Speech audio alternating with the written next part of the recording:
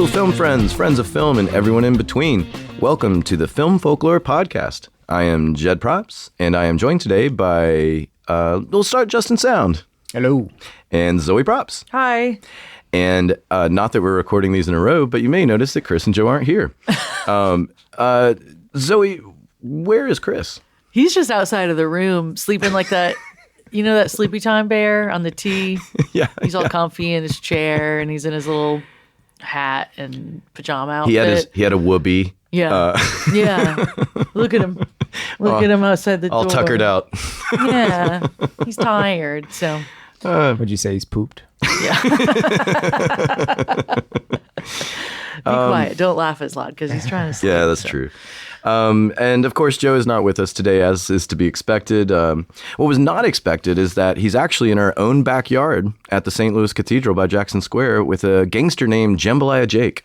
I intentionally put that name in because I had remembered an atrocious movie I did where the story took place here in New Orleans. And in the original draft, the gangster was named something like Crawfish Dan. Ugh. And we were all gagging on the writing choice, and eventually New Pages came out, and it was like, oh, thank God. They were smart enough to get rid of that embarrassing and insulting name for, Jambalaya Jake. And that's the one that made it all the way to the final. Yeah. So, anywho's. Great story. Too bad we couldn't be writers. I'd never think up something that good. Yeah. We're going to get right into it. We have a lovely interview for y'all today. We have a returning guest who is now a three-peater, as y'all are going to soon learn is not a guy's name. And she's going to help us understand kind of the current state of affairs and try to clear up where maybe there's some confusion and kind of talk positive, hopeful, what we see on the horizon, what might be some things to give us a little positive because we need a little positive right now. I'm just going to say that, and then we're going to jump in. And so I'm going to say, without further ado, let's welcome back Simonette. Welcome, Simonette. Simonette, welcome.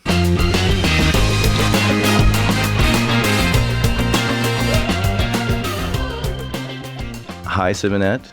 Hi. Wanted to say first, thank you for coming back. It's always a pleasure having you on. And you are a three-peater now. Thanks for having me. Yeah. You're in a special club with, I think, just Heather Ray.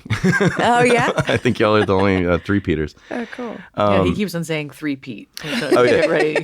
Oh, yeah. When I said it earlier, Zoe had this quizzical look on her face, and she's like, what? Three-peat? Who's that?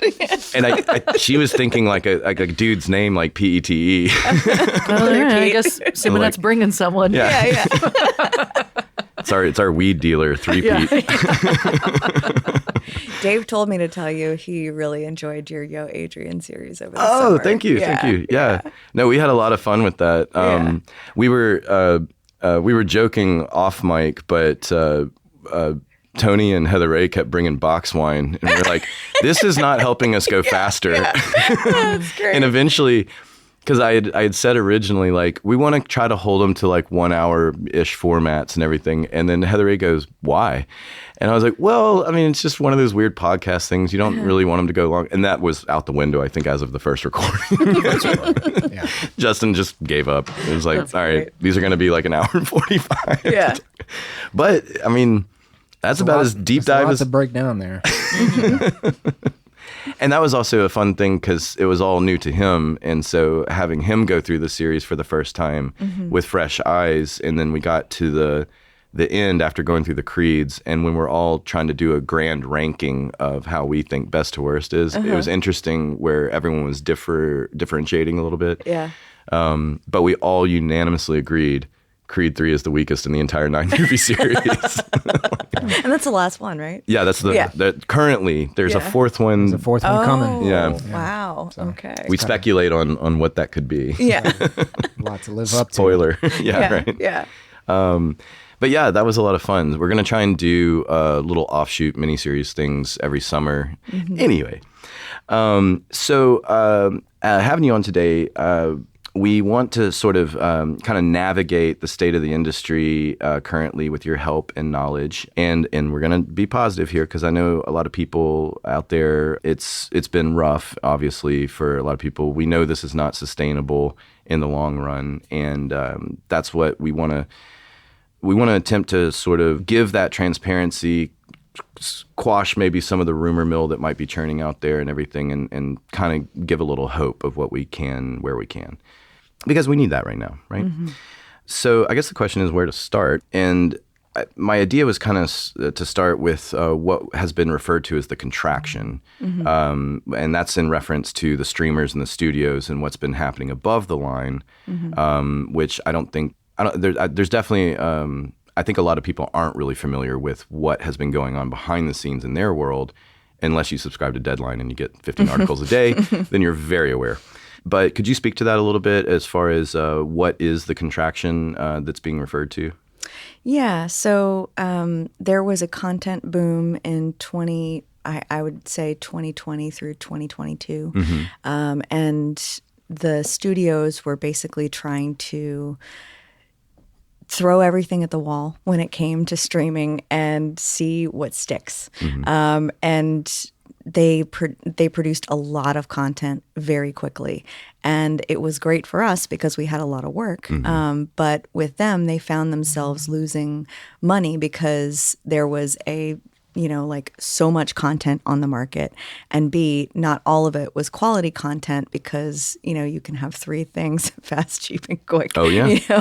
Or what is it? Good, fast, and cheap. Good, fast, and cheap. Thank you. So with so much content being made, there was, a handful of really good stuff, and then other stuff that maybe was good but didn't get as much of an audience just because there was so much else on the market, and then other things that, we've all worked on those shows that are just not that great, right? Yeah. And so they saw their profits start to take a nosedive in a really big way. And many of these companies at the same time were becoming more and more large tech companies. There's been a lot of mergers in the past few years, in the past 5 years. Paramount's still in a limbo right now, right? Yeah. And, Discovery and, WB and all these companies kind of coming together and shifting. So many, and also Amazon is not just a film company, right? A film production, distribution company. It has this giant arm of, shipping and production and tech, and then Apple is another example. Mm-hmm. They make iPhones, they do all this stuff. So we're talking not only about distributors and studios, but also these giants of the technological world, and some of the biggest companies in the U.S. So their streaming arms are only part of their businesses, but besides that, they're still trying to make a profit. And then to contrast that, there's all these indies out there that are still doing their thing, trying to make the next film, trying to get the money to make the next film, and move up the ladder. And I think the studios have seen the potential in some of these indie projects and started to outsource a lot more, not only in the U.S., but also internationally, because they wanted to expand their viewership and, really also save some money.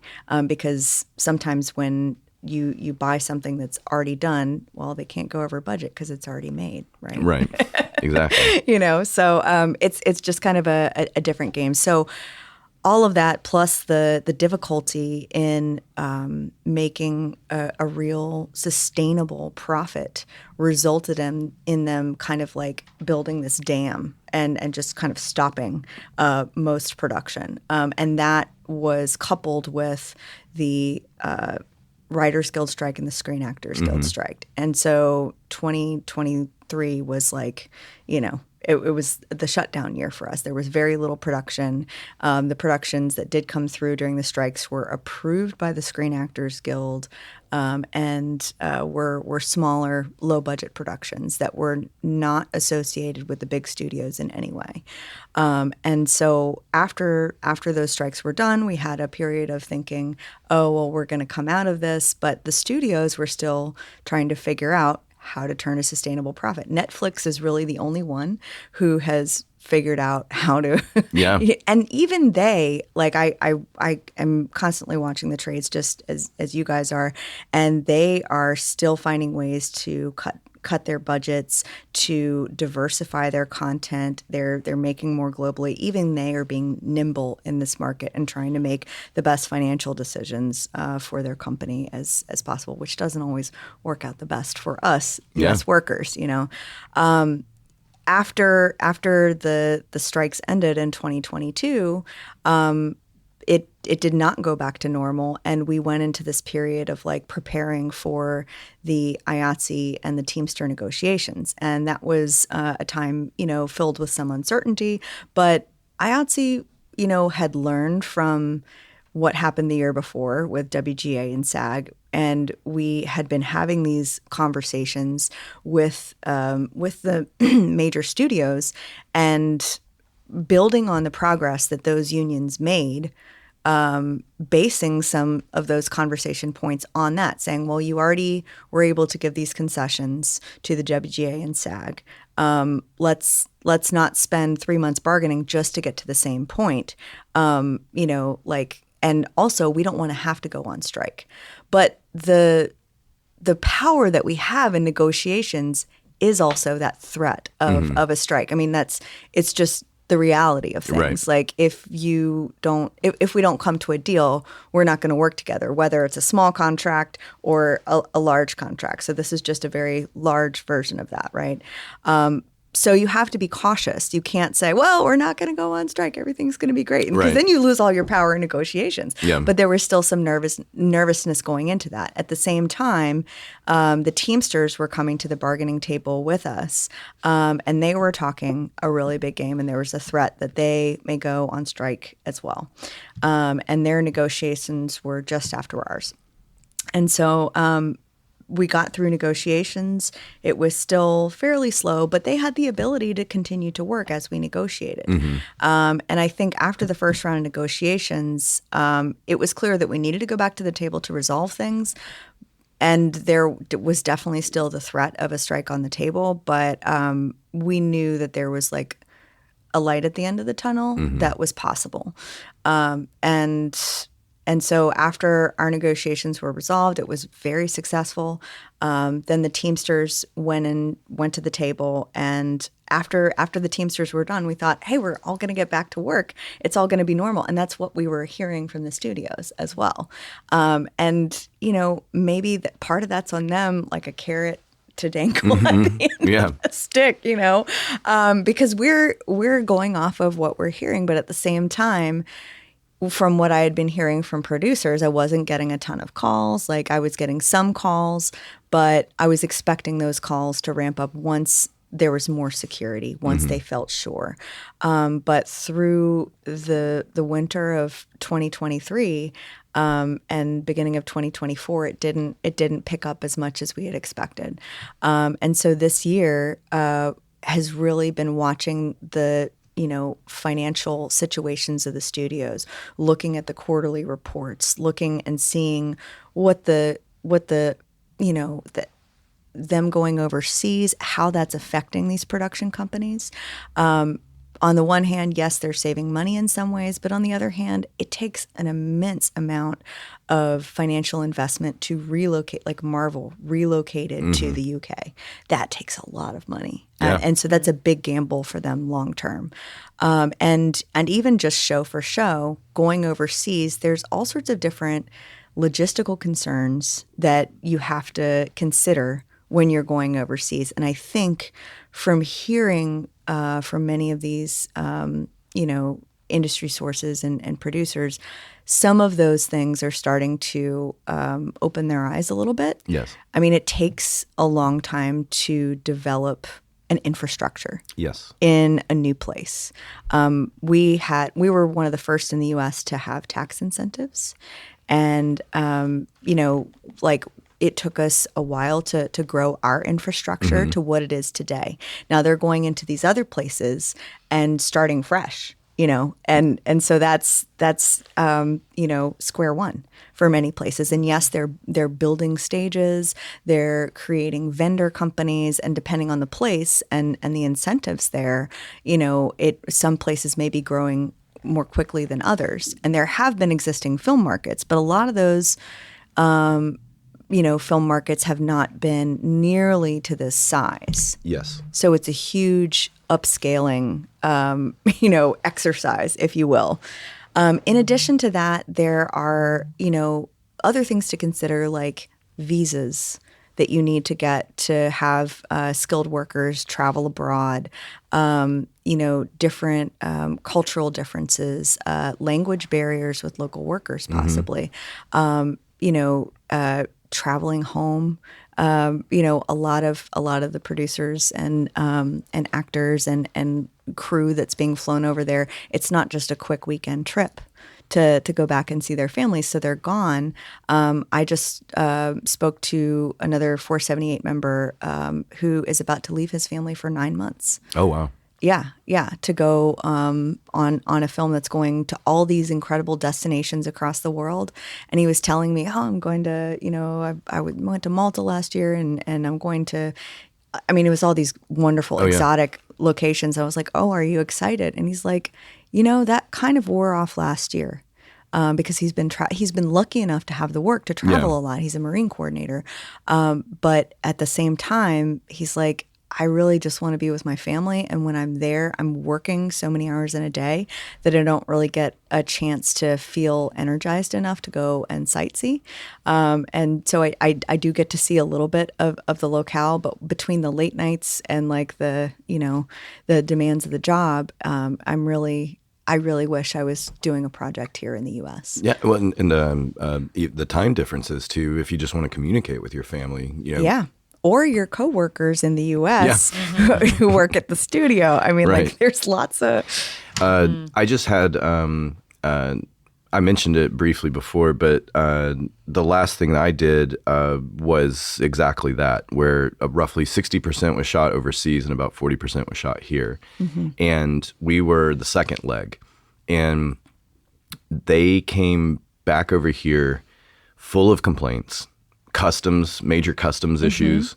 The crew just wasn't used to something of that scale. So a lot of the things the crew did, it kind of made sense, like for me from a prop perspective, as I'm inheriting what has been shot over there and it's arriving to me and I'm opening things up. Unfortunately, all the props from there, I should say, I'm going to keep it vague because it's not released. All the stuff from there arrived 2 days before we started shooting. Ooh. And so I have no time to pivot. Yeah. I'm just opening and going, apparently they didn't buy doubles of anything. Okay. And it's from overseas, so it's not exactly an easy sourcing thing. Oh, yeah. So, then I turn to my crew and I'm going like, take extra special care of everything because I don't know what else to tell you. And then we're also like not finding things where it's like, why are we not finding like the rings and watches? And then we learn, over there, costumes does the rings and watches. And it's like, okay. And they have the sunglasses too. And so then I'm having this conversation with costumes and they're like, do you want this stuff? I'm like, well, if that's the way that y'all been doing it, then we'll just keep it this way. Like, why mess with whatever is going on here? But we don't know these things because we don't know how they operate. They're not used to how we operate.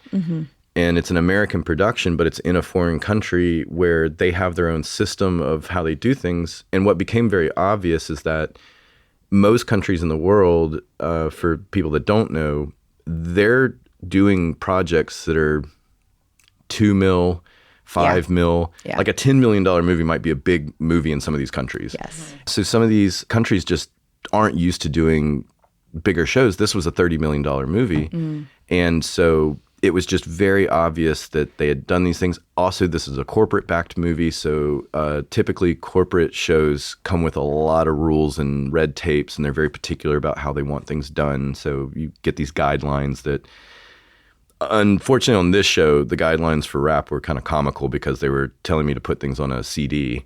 And I was like, are y'all sure this is current? And then they're like, oh, no, you don't have to do that. And I was like, okay, just making sure because y'all might want to update this. A CD? Oh, my God. Basically, rather than update the form, they just audibly go, instead of CD, thumb drive. Just remember that. And it's like, do you want a physical still? Like we used to do physical books, rap books, and now it's all digital. Yeah. But this says to do a physical. And like, oh, no, we don't need that. I'm like, well, it's too late. I already did it. And then they're like, oh, I guess throw it over there. And you're like, well, I'm glad we did that. Thanks for these rules. Yeah. But like the foreign crew that I was in talks with and everything, everyone's nice and everything like that. But you can also see where they're getting frustrated with the corporate stuff because they're not used to some giant LA conglomerate saying this is how we want things done very specifically and tediously. And then you get jealous too because the European prop master that was on that, she left the last day of shooting. She didn't even stick around for rap. And that's because she had another job that she immediately had jumped to. And it was in these nice tropical islands, and I'll leave it at that.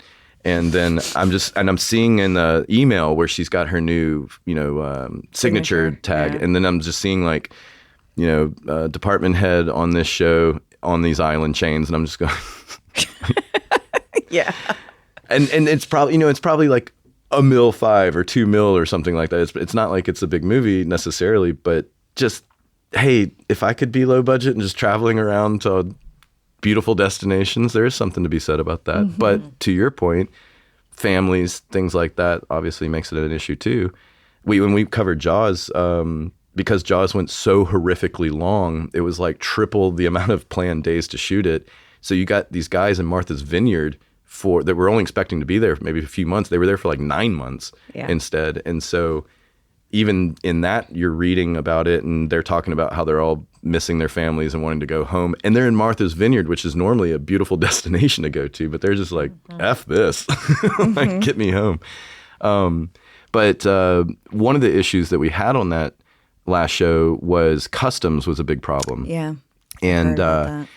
And I had teased in our intro episode for season 2 that I have a s'more story because I was hired on before I officially started to do shopping to send stuff to them. They were doing some stage work and they were doing an American apartment over there. And so they wanted me to basically use for set dressing and props. Like, here's a punch list of things to buy and then get shipped over to us. So while I'm doing that, I get contacted basically saying like, flag on the play, pause what you're doing there.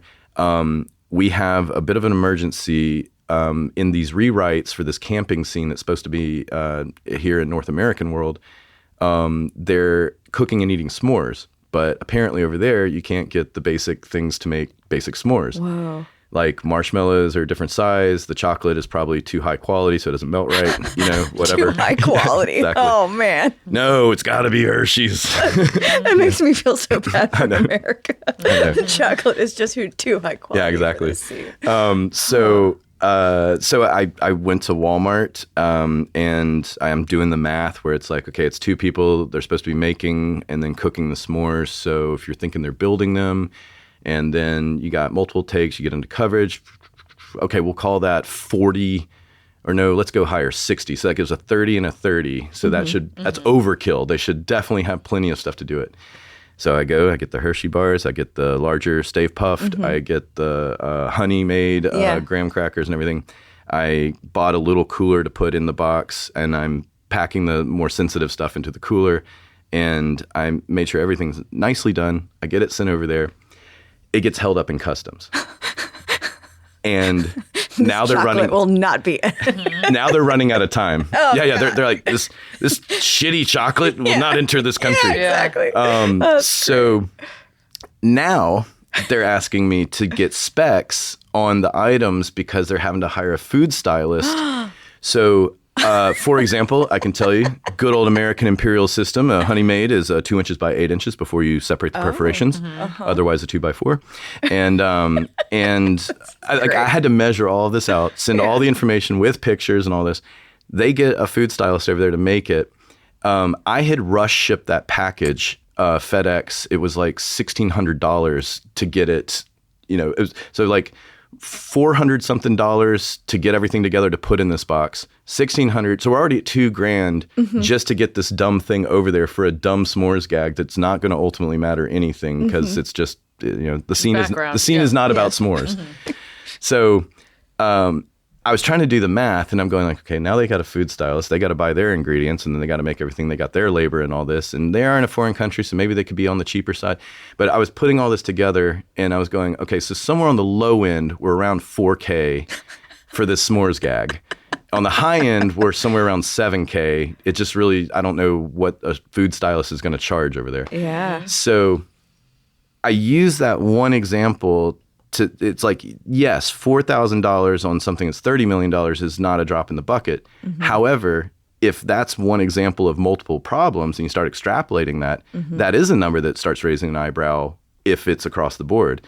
And that's where, say, something like customs can wrench, and tell me, correct me if I'm wrong, that's kind of what that testing the waters is for them. Yeah. Because those are costs they don't really know until they get into it. And then they're over there going like, Jesus Christ, customs. I didn't have any idea this was going to be this hard. I mean, this country normally seems quite easy to get anything into, but suddenly I'm having these customs issues. So, we were hearing that,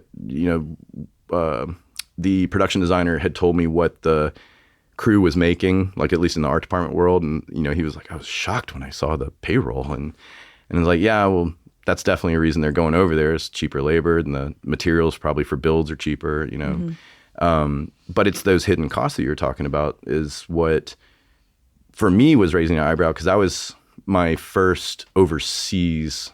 I've had a Canadian production come this way, but I've never had overseas where I'm on the second leg. But but that was kind of, in the back of your mind, you're going, I hope it costs so much money. Yeah. I hope you paid through the nose for that stupid thing.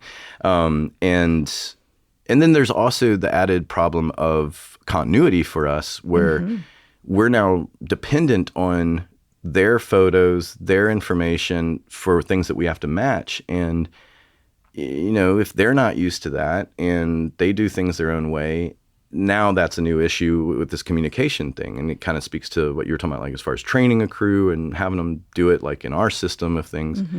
And there's all these little things that will happen, like, I always have to push about chairbacks. Nobody ever wants to talk about chairbacks, but they get upset when they're not there. And you need production to give you the names. You need the art department to get you the logo. You need the production designer and whoever else, director that gives a shit about it, to approve the look. And all that has to happen, and then you get it printed, and it's all a bit to do so that everyone can have their stupid little chairback.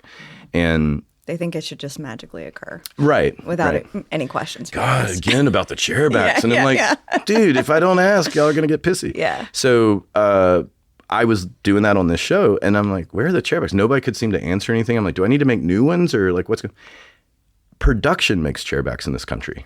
And so it was a big to-do to figure out, because I was talking to the wrong people, essentially. Then that's why the confusion was there. And then finally someone goes, oh, props doesn't do that here. Production does it. And I was like, oh, thank you. You actually knew what what you were talking about. Yeah. That's all I needed. That's all I needed, And then they come and you're like, those are cheap. I don't know, whatever. Yeah. And then the director complains, and then you're going, do you want me to make another one? But they were very vocal, the higher ups, when they had gotten over here, that they were less than enthusiastic about their experience over there. So it's one of those weird things where I'm like, I hope it continues to happen. Not that I wish ill will upon, people. Maybe in sports terms, it's that thing where you're like, I don't want him like career-ending injury. I just need him out of this game. That kind of thing. Yeah. Another good example of that is a story I heard about a production trying to get equipment. They went and scouted in this country, and they the tax incentives were good. They loved the locations. They were like, oh, so can we get equipment? And they were like, oh yeah, we have, all these distributors. You can get equipment, no problem. And so they go there and they call and say, oh, we need a crane for tomorrow. And they're like, tomorrow? What are you talking about? Like, we said you could get equipment. We didn't say it would be tomorrow. It's like, 3 or 4 days later, maybe. So like the pace that we're used to with our vendors that are already set up to be like, tomorrow, no problem. Go.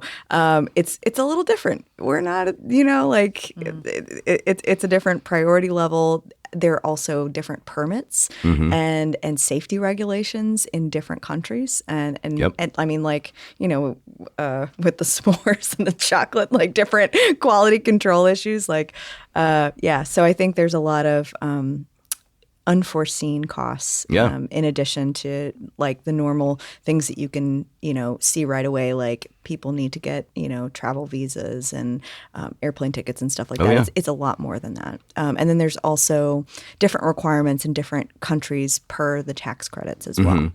Yeah, that was I just learned Japan as a country has now has an entire incentive package program. And a friend of mine that's a production designer who is Japanese, she was telling me that there's this sudden boom in work, but there's not enough crew. And so now they have this new problem of, because I happen to know Japan's unique weird world that most of the Japanese film industry actually lives in LA and Honolulu, and they're dual citizen types. And so when there's a project over there, they just go over there, do the project, but then they come back over here and then they do work on the American side. Because of the way things are going right now, a lot of people like that woman are back in Japan, just almost like headless chickens running around. She said she was actually doing multiple projects at once because of the lack of crew and everything. So they're not like traveling outside people. She said there's been talk of that, but it's weird because they're just basically grabbing people off the street, which also it's a country of foreign language and everything like that. So you add that into the mix. And so she said it's been very hectic and very, like I said, headless chicken-like. And I think that speaks to what you were saying earlier, where they're just testing these waters, kind of throwing to see what sticks and, figure it out from there. I kept joking on the last show where I kept saying, like, I do have a valid passport. I'm just throwing that out there for anyone that needs to know. No reason, just saying. Because, I'd go put me in a foreign country, maybe not, 9 months or something, but it's a long time. At this point, I'll take the one. Get 1 month is good. But then you think about like, maybe it does get to a point where they're like, well, we'll get department heads over there, but then you have to hire locally. Well, now you become like a drill sergeant almost, that you got to train your department while you're also actively prepping at the same time. Like that sounds problematic. Language barrier aside. That's happened again and again and again as, different areas have had different incentives. Like all throughout the states, for example, somebody had to train the crews up when the incentives first started, right? Because there were only so many people that they would bring in. And we saw that here. And then, when a lot of business went to Georgia, it was the same thing, a lot of new people coming in. But if you add the difficulty in getting skilled crew at a second's notice when you can't hire someone locally, when there is no skilled person to do this one specific job, they have to fly overseas. It's going to take, at least a day and a half for them to get there and hit the get over the jet ground lag. running from the airport. I mean, it's a little different. And then training the crews takes time. Building a skilled crew base takes time. And that's one thing that Louisiana has, and our jurisdiction in general has to offer, skilled crew base. And they know that. The studios know that and love to come here, not only because of the incredible creative economy that we have in this area, but also they know that they can get good crew.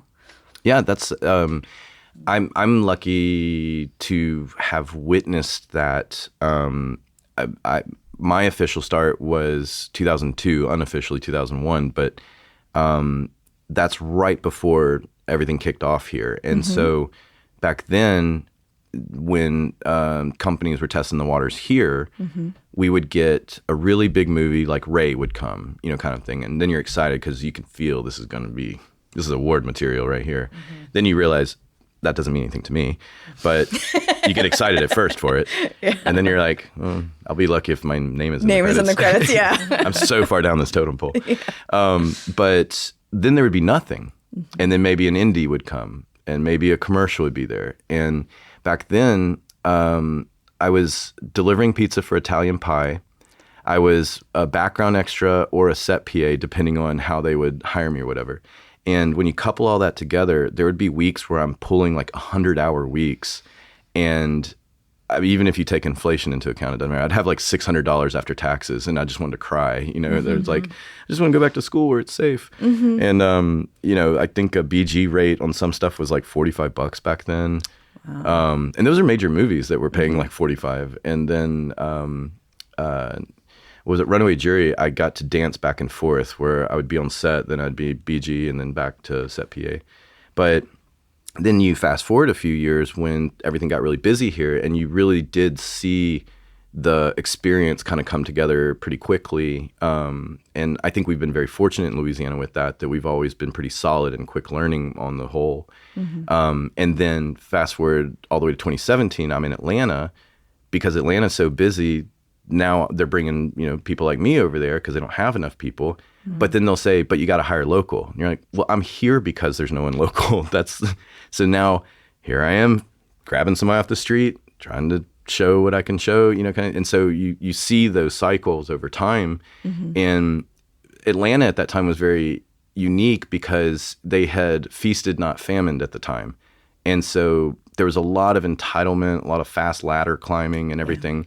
And yet they wouldn't understand set etiquette, like something that's very basic. And I remember a set PA saying, I've been doing this for 2 years. It's BS that I haven't moved up. And it's like, you're talking to the wrong dude. Oh, bless their hearts. I think I had like 6 years as a PA. Like I used to joke about donating my days because I never had any wish to be in the DGA. Yeah. Like I would happily donate this to a needy PA if I could. Yeah. I got a good 250, 300 or something like that. Atlanta, they have different rules for their union though, right? You don't need like 30 days or 90 days or No, whatever. you can buy your way in, which is something that is a little troubling on the whole. I think we've talked about it before, but where it gets problematic is for X number of money, we'll say $1,400, you can join the union and say you're a decorator. Now, in theory, you still would need to produce a resume for a job, but we all know that there's jobs that don't look at resumes. They don't call references and stuff. And once you are in there and you have that title, you also can transfer to another union that might have different rules such as ours, which then gets problematic. Yeah. And that's something that I did not know that until I went there. And then I was like, wait, what? Like, I mean, what do I want to be when I grow up? Why am I an assistant prop master? Why I could be, what's the highest title you guys got here? So it is Which I weird. get it. No knock on anyone in that union. That doesn't mean that you're not skilled and blah, blah, blah. I just think it's an interesting process. Well, and also getting into right to work and all of that. This last job that I was talking about a second ago, the lead man was brought in from Atlanta, and he was absolutely lovely. You want to be upset on the one hand because there's not a lot of work. You want your local brethren, to be first and foremost. But the reality of our world and right to work is there's just, if somebody wants somebody from somewhere else, it's going to happen. It's challenging. And when the guy's good and he's nice, then it makes it even harder because you're like, well, he really is a good guy. And shout out to him if he's listening. Yeah. But it is as you just used the word challenging. It is that balance that because you get into this weird world of like, you don't want to fight amongst yourselves. You want to be brothers and sisters. There's also the reality that we all need to work. That's something that happened while we were on break, but 479, the Atlanta IATSE, they swelled to like 7,000 members, 8,000 members. And even though I'm not supposed to see the 600 report, I did see the last 600 report where that's a regional thing. So they're showing multiple jurisdictions. And if you take away like a game show, a documentary, and you're just strictly looking at TV and film, there's like 10 projects there. Yeah. And so what I keep reminding people that they'll go, they have so much more work than we do right now. And like, but they have that many mouths to feed. Yeah. Yeah. 8,000 members. That's like 50-ish projects that you need to sustain that. Yeah. Like and that's they have tons crazy. of studios sitting empty right now that are Yep. like beautiful, state of the art. Marvel leaving. That was what, Pinewood Studios? Mm-hmm. Pinewood. Yeah, That's that's a the big first loss one for that them. comes to mind. It's you know, I mean, and at that point, you know, many of those members, especially the newer ones, or even people that are considering, oh, Atlanta's a production location, maybe I should transfer from my local to go over there. I try to caution people that, you know, this is such a mercurial industry, making that kind of a big decision and going into a market that's so flooded with other people isn't necessarily, unless you have like mad connections that you trust that are going to get you job after job, that they're like, we're going to go and here's the offer for your first Get it show. in writing. Yeah, get it in writing. I mean, and the thing is, even when you get it in writing, sometimes the show will fold. Like we saw with, what was it, Dallas Sting in August of 2022. They came in, they hit the ground running. Construction had like a month of work on the ground. And then a scandal happened with the people at the top. So the show was about a coach of some kind, and then some I allegations. I remember that one. About the coach. That was with, Right. yeah. Yeah, so the Right. writers, Right, yeah. So they tried to the writers tried to be like, well, maybe we can just make it about a general coach and not about this coach in particular. And they tried to write their way around the script for like that month because it was all kind of happening very quickly at once, as all things do. And Didn't they pull the plug like a week before? Yeah. Yeah. Yeah, they I pulled the plug remember- because they were like, we can't get away from this. It's gonna like blow up if we do PR for this. Yeah. You know. It was Matthew McConaughey. Yeah, Matthew McConaughey No, was supposed to yeah, play yeah. I don't know if we were like Yeah. saying because I was going to be like, all right. Right. I'm like, Dallas Sting, I remember, all right. I can't even remember if it was us that was supposed to work, but I remember people being like, fuck. Yeah. And I think But it that's was just just- a code name. So like, I don't know. Yeah. Yeah. I totally forgot I remember about that one. Yeah. Well, and we can talk about it off mic, but I had gotten a call for something that was supposed to start prepping right away in January, and then it has now pushed, and they weren't able to give me any details, and so I was trying to speculate, like educated guessing, and I know it has something to do with the Super Bowl being here. It has something to do with Mardi Gras. I think it has something to do with hotel bookings and permits and something of that nature. And I think that's why the push happened. So I was trying to do the math, and I'm like, well, if they push 2 weeks, that would put principal photography on the other side of Mardi Gras. But we'd be prepping during this. If they go 2 months, that puts prep and everything on the other side. And so then it becomes a March thing. Or it could be indefinite because they didn't know. So it's got to be one of these three. Yeah. And and then you're going like, well, I can't bank on that, and so then you're going like, all right, well, I need something more tangible. If this happens, great, but then I got to look over here at what's more, Also, really awful to get hopes up and then get that It kind is, of news. and that happens quite a bit. Yeah, you know? it does. I mean, with some of the smaller shows, it's often, we're just waiting on that final, green light for the budget, or we need this cast person to sign on so that we can get the budget.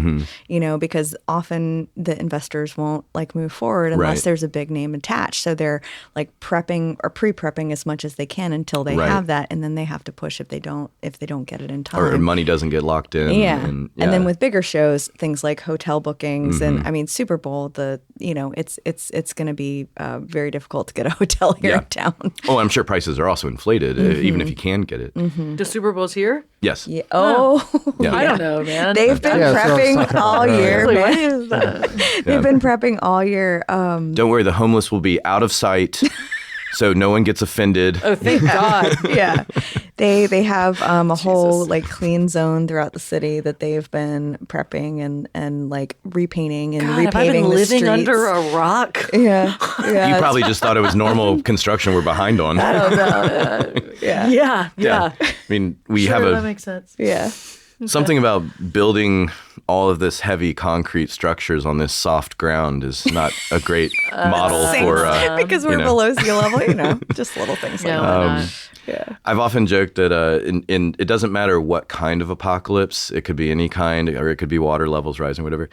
I have a very strong belief that New Orleans will just revert back to being a pirate town and nothing will really change, Yeah, probably. Yeah. You'll have some piratey kind of dude, a Jean Lafitte type, that will just declare himself emperor of New Orleans, and you're like, oh, okay, it's Barter Town, like Mad Max 3. Here we go. Fine. Oh, look, they really have a Thunderdome. Cool. I can totally see that. Yeah, Super Bowl turned Thunderdome. Yeah. And then you would notice not much changes. Yeah. Switching gears a little bit here, I wanted to look at a little bit of maybe what we can do as far as like right now, this format, social media. You do a great job, by the way, Simonette, of reminding people to stay positive.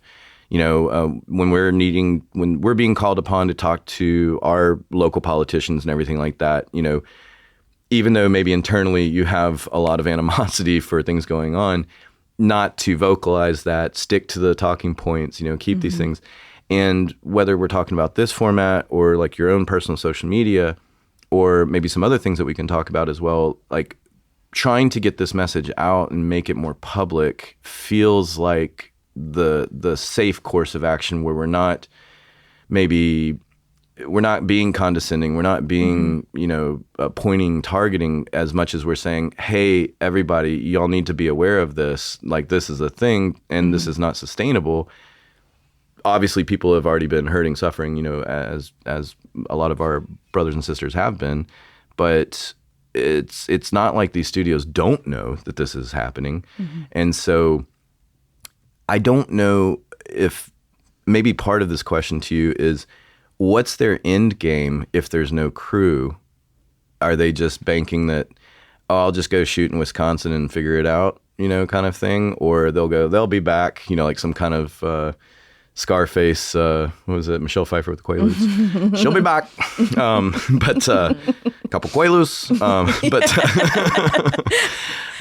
But what could you speak to that a little bit as far as what we can do, maybe as far as positive message, family, friends, trying to draw attention to, hey, this is an issue that should be addressed as working Americans? Yeah, so there's a couple things that I want to talk to, and they all have to do with tax credit programs, both the state incentives and the potential for federal incentives. So recently we went through a special session where the Louisiana legislature was going through this big tax reform bill, and a part of that tax reform bill was the elimination of all the incentives for Louisiana, all the incentive programs. Except the ones that we don't talk about. Oh, yeah. Those aren't technically incentive programs. Those are exclusions and all sorts of other things. That's an entirely different topic. But there were some exclusions and exemptions that were included in that as well. And oil did actually face some cuts at the end, which I was surprised to see the oil and gas industry, getting cuts, because usually they're like, not as affected. But I think everybody took some hits. Most people took some hits. Most industries, rather, took some hits in this last special session. I mean, the tax structure in Louisiana is problematic, right? And hopefully, some of the changes that they're making will help businesses. But when they're trying to attract business, right, which is what a big part of this was, lowering corporate income tax rates, so that and lowering tax rates in general in various ways, so that businesses would find it more attractive to come and base their factories here, their production centers, whatever, come and do their things in Louisiana.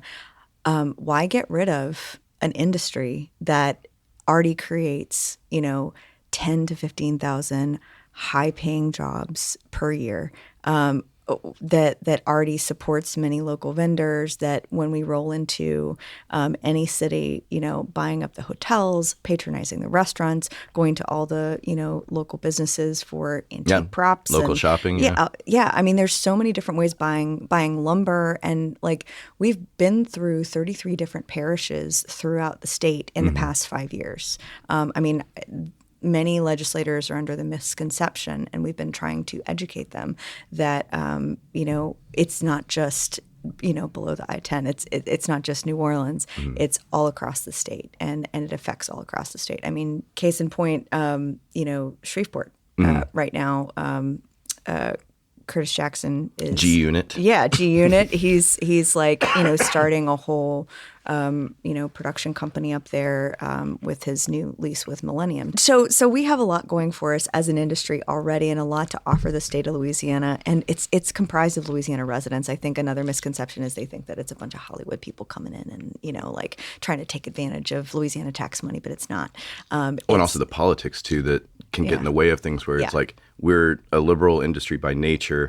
Some conservatives, and this goes both ways. I should be clear that it's not a one-way street, but a lot of times that politics gets involved, and people, without trying to understand something, will be dismissive because it's, in this example, it's liberal and I'm a conservative guy, so therefore I don't like it. And I'll keep them nameless, but there's certain politicians that when we try to showcase our stuff at the Capitol to say, hey, why don't you come look, the very people that need to see what we do won't come. And then they stay closed-minded, and that doesn't help anything. And then that just gets in the way of things. That happens all the time in multiple states, just to be clear. Oh, yeah. Yeah. And so the thing becomes trying to find creative ways to open their minds and to, get them to see, hey, this is not about, what side of the aisle you're on. This is about jobs. This is about, local people. And that's when it comes to everyone in the industry. Right. Us speaking out, everybody calling and emailing made all the difference in the world in this special session. And it's not going to be the last time that we're going to have to do this. So we were successful in preserving our tax credit program. And they did cut us a little bit, but it's not as much as you might think. It went from 180 million capped, but the redemption cap is actually, is still currently until the end of June 2025, 150 million. Now they cut everything to where it's 125 million flat. So redemption cap is only 25 million less than it was before. So it's not going to really affect us a whole lot. And we also have a surplus that we're working with. All that to say, our voices were the loudest industry in this special session from what we've heard from those legislators. We need to put that same energy into talking to our federal legislators, our congresspeople, about federal tax incentives next. And so that is going to be the next push. And it's not just going to be Louisiana, Mississippi, and Alabama. We need to do this all across the state.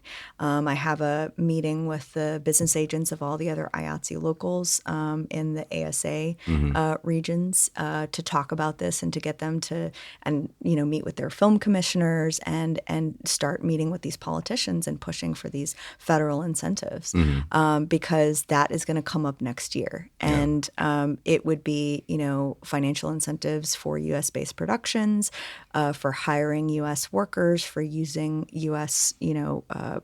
based products and technologies, all of that to try to draw more business back to the U.S. And make us even more competitive on top of our state incentives alone. So continuing to be vocal when it comes to calls to action for political machinations that happen within our own state, right. But also when the time comes, we will start to ask you guys to, reach out to your federal legislators as well, your Congress people, and say, hey, this is needed. We need to bring our industry back. And we still have some things, in the pipe for 2025, which is encouraging, but it's not at the level that it should be. And I think a federal incentive, if we're able to push it through, would really help IATSE, the political team at IATSE has been lobbying and has gotten Adam Schiff to write a letter detailing, why this would be important. We've been working with the other unions and guilds on this, and they're, basically starting a plan and starting to look at language and build things for this. So it's not like a pipe dream; it's a reality that we can work towards. And so if we're able to do that, I think it would be an en masse thing where all across the country, entertainment workers, which we are an industry of unions, we know how to organize. Right. If that's one thing we know how to do, it's, organize and let our voices be heard. We, do this when it comes time to put pressure on studios. Now let's put pressure on our Congress people to do the right thing and make sure that we can, get business back into this country. So when that time comes and they're about to look at that, the tax structure moving forward, federal tax structure in 2025, that's going to be our next, which and that's call to action. I think that's a good note to end on too, because that's one of those things that any politician across the board is going to agree. More jobs for Americans. Like, it doesn't matter where your affiliations are. Like, since we've been born, that's what everyone is always talking about. More jobs, more jobs, more jobs. So it seems like a no-brainer in some sense, but obviously there's hurdles that, we have to go through to get to these things. But that all sounds very, to me, positive and doable. Yeah. It's a very feasible outcome, and it does make sense in a very base thing that isn't complicated. Do you guys want more works for your constituents? Here's this option. Do you like options? Because here's one. And I'd just like to add that, what we saw just in this recent session could kind of serve as a case study. Film Louisiana is a trade organization that's comprised of both unions and businesses, right? So we can speak to both sides of the aisle. We can speak to the business-minded, kind of more Republican, side of things, and then the unions and the guilds can speak to, the Democratic caucus, and we can take that and ideally get the studios on board. I mean, with this incoming administration, Jeff Bezos, he has a financial interest in this. Maybe us all working together as an industry could be a positive thing here. And it wouldn't just be us across from each other at the bargaining table, but us all working together towards a greater goal of bringing more business back here, because the studios would financially, benefit from this as well. Yeah. I mean, again, it just seems like one of those things that it should be a no-brainer. I'll leave it at that. But want to thank you so much for coming on today. You are so knowledgeable and so lovely positive as always, which is very appreciated. Thank you. I know as a business agent, it's not a fun job in a lot of ways, because you constantly have people calling, texting you, complaining, whether things are going well, things are going bad. So just want to say we appreciate you always keeping a smile on, which is not an easy thing. Thank you. But thank you so much, Simonette, for coming in, and we hope to see you soon. Thanks a lot.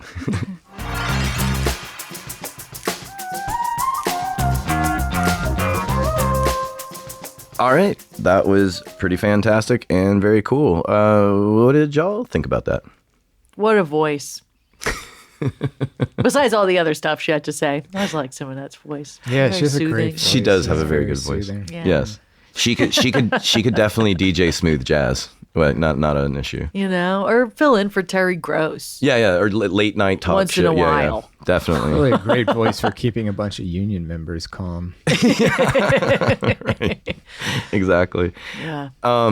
And a lot of what we talked about today, we've been talking amongst ourselves about a lot of these topics, but I'm glad that she was able to come in and kind of shed some light, clear up some things where, the danger that we're in is playing the game of telephone. And that is where rumors can quickly get out of control and things like that. So very happy that she was able to come on and speak to some of this stuff. I think the interview sort of speaks for itself. I mean, is there anything that y'all can add to that? It's a great season opener. Yeah, I wanted to ask more questions. I mean, we just ran out of time, but you know what? We can have her as a four-peater. It doesn't work Oh yeah, you know what? You're So right. I actually just went through all the numbers in my head. I'm like, he can't ever say that again. No. Unless we get to 23 or 33 or any of the threes. Yeah. And that's it. So until she's a 23, Peter, that's No, it. that's Man, fair. I'm sorry. It doesn't even work for 13. What about 13? Oh, no. Yeah, No, yeah. it Cool. doesn't. Yeah, So that's fair. So you can stop saying that. What about a quad? It doesn't It work. doesn't work. It's dead. Yeah. It's dead. It's dead after this. All right, fine. So- but I bet there is something that you want to talk about, Zoe. Why don't you tell the people? Hell yeah, desperately. Everybody shut up. Do you like what we're doing here? Do you have thoughts, comments, questions? Maybe you have an idea or suggestion for topics you want to hear about? Well, you can find us on the intrawebs. You can email us at filmfolklorepodcast@gmail.com. You can find us on the social medias, Instagram being Film Folklore Podcast. We have a Facebook group called Film Folklore, Twitter, X, whatever you want to call it, @The Film Folk. And yeah, thanks for joining us today. All right, thanks everybody. Thanks, bye.